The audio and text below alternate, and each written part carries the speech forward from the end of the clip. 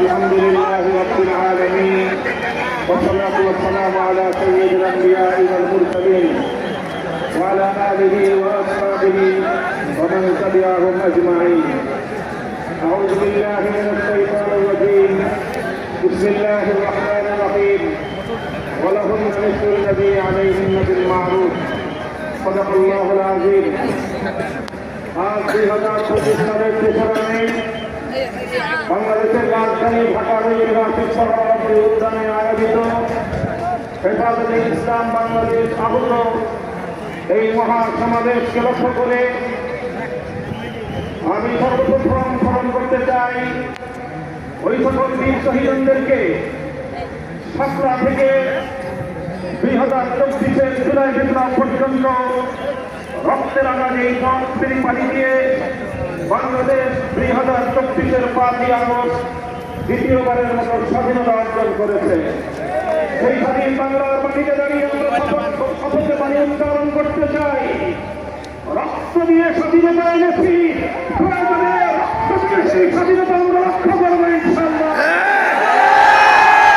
স্বাধীন বাংলার মাটিতে দাঁড়িয়ে আমরা বলতে চাই, নারী সংস্কারের নামে আল্লাহর কোরআনকে ইসলামকে যে কটাক্ষ করা হয়েছে, ধর্মীয় উত্তরাধিকার বিধান পারিবারিক বিধানকে নারী পুরুষের মধ্যে বৈষম্যের প্রধান কারণ বলে আখ্যায়িত করে বিতর্কিত নারী বিষয়ক কমিশন এদেশের সংখ্যাগরিষ্ঠ মানুষের ধর্মীয় অনুভূতিতে আঘাত প্রদান করেছে।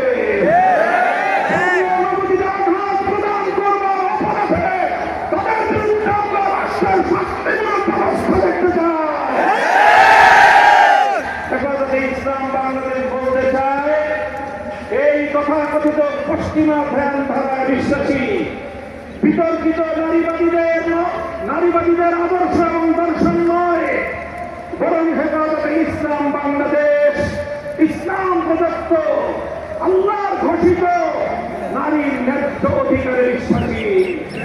ইনশাআল্লাহ হেফাজতের সংগ্রামী মহাসচিব কর্মসূচি ঘোষণা করবেন। সারা বাংলাদেশ জুড়ে হেফাজতের নেতা কর্মীদেরকে আগামী মাসগুলোতে গোটা বাংলাদেশ জুড়ে নারীর ন্যায্য অধিকারের জন্য মাঠে নামতে হবে।